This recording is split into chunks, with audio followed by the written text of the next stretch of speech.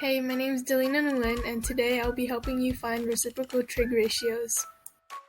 To find the reciprocal trig ratios, you first need to know the basic trig functions following SOHCAHTOA to help you remember. It is important that we know what SOHCAHTOA means. SOH stands for sine equals to opposite over hypotenuse. CAH stands for cosine is equal to adjacent over hypotenuse.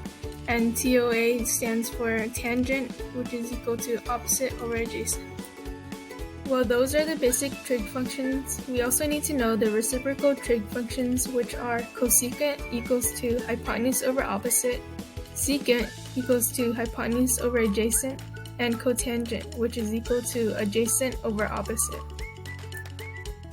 To make it easier to remember, these ratios are all reciprocals of the basic trig functions. Now that we have learned all of the 6 trigonometric ratios, we can find all of the trig ratios for angle D of this right triangle. To begin with, we are going to find sine and cosecant. Sine is equal to opposite over hypotenuse, so that means the opposite of angle D is 7 and the hypotenuse is 9. For cosecant, which is equal to hypotenuse over opposite, the hypotenuse is 9 and the opposite of angle D is 7. Next, we are going to find cosine and secant. Cosine is equal to adjacent over hypotenuse, so the adjacent of angle D is 4 and the hypotenuse is 9. Also, for secant, which is equal to hypotenuse over adjacent, the hypotenuse is 9 and the adjacent of angle D is 4.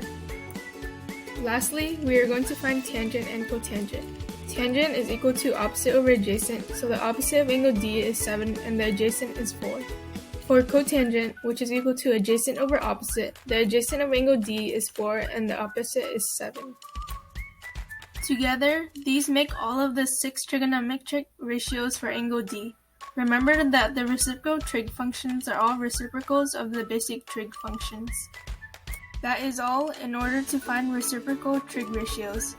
Thank you for watching.